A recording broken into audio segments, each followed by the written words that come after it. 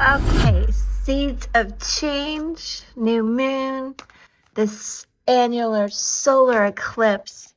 What I want you to think about is what far out, wild idea have you been wanting to explore, and sit down and have a brainstorm session about it. And that is a journal prompt from my friend, the astrologer, Mandy Rose, and some crystals that can help you work with the new moon: amethyst, aquamarine, moldavite, herb cacao, and the third eye chakra. Now let's use these amazing Black Moon Astrology Oracle cards. I'm going to pull two. This is one. It's interfering with my plants. All right, two.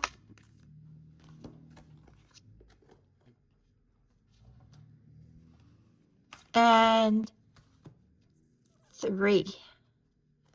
All right. Let's see what seeds are being planted. I hope this resonates for you guys. I'll have timestamps. Your comments, ideas, criticisms are all welcome. Okay, group one. Leo, I will. Strong fire energy and just knowing that you will follow through.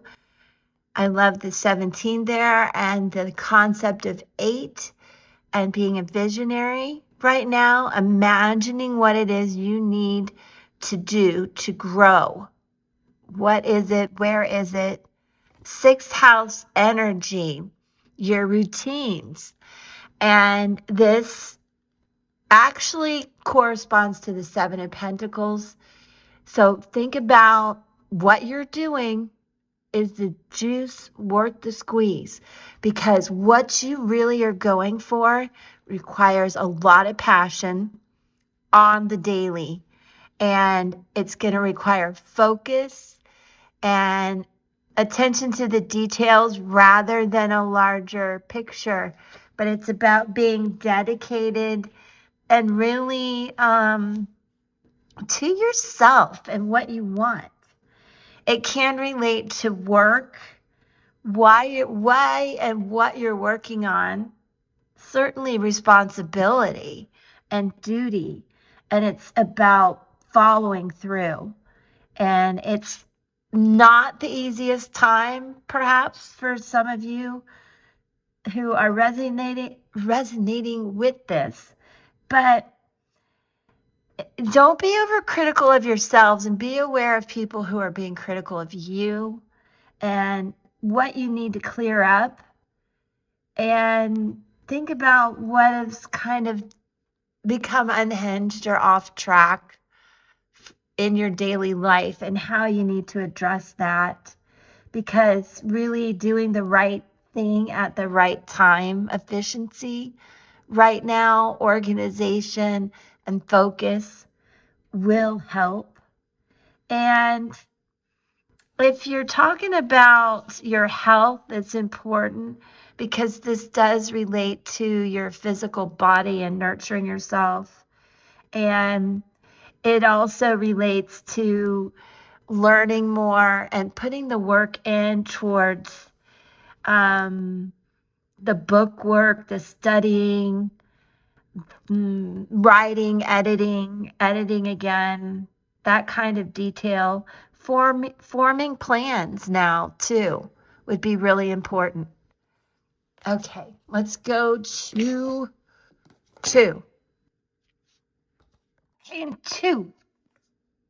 Venus, love. So right off the bat, we're talking about love coming in, coming back.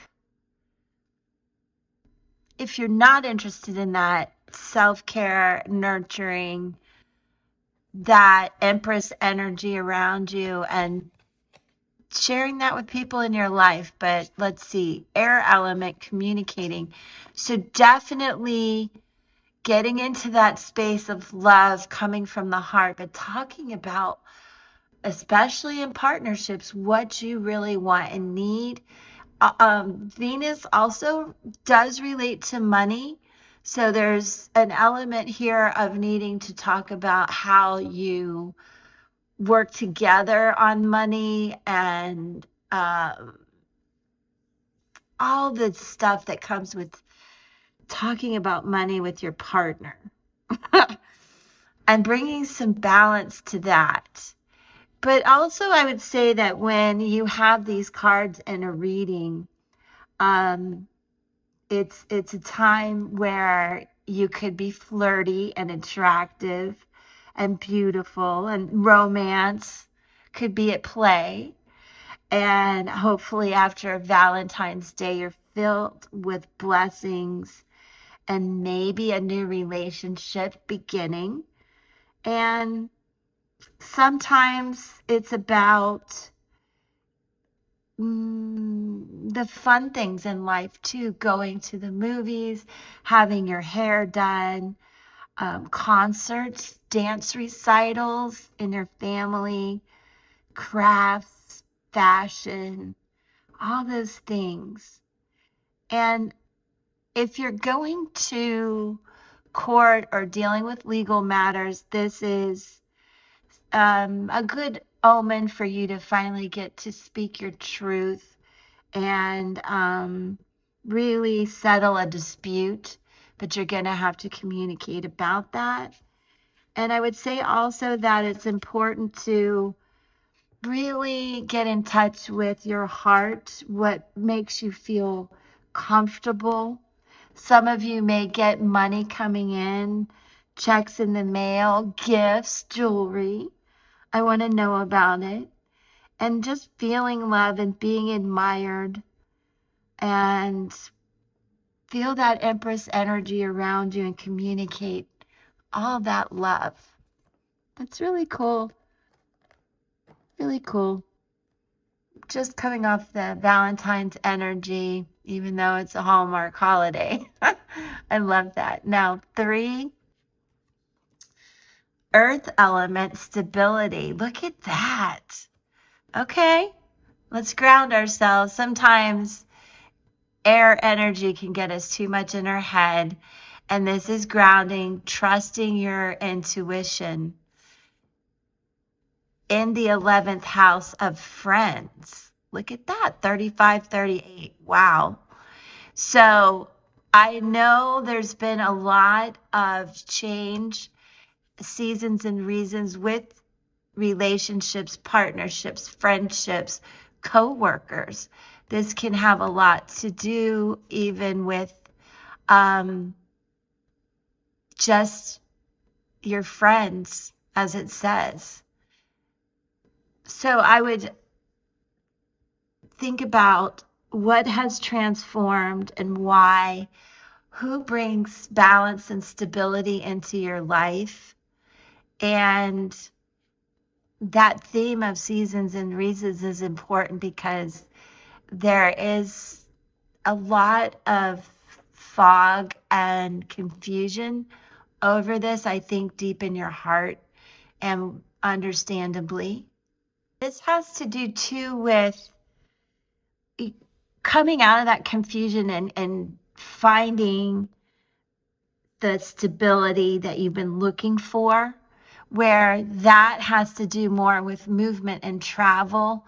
This is maybe where you finally land and know who your tribe is, your soul vibe tribe, all of that.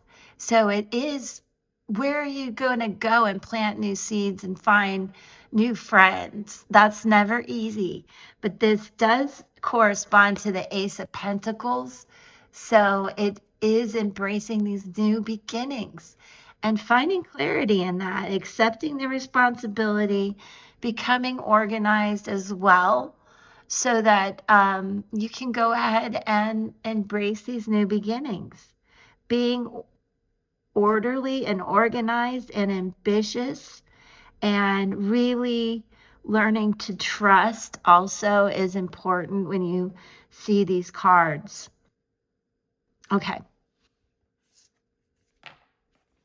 Way cool. I hope you found that interesting. And I'm sending you so much love and peace. I hope the best for the next several months as we go through this eclipse season. Mwah.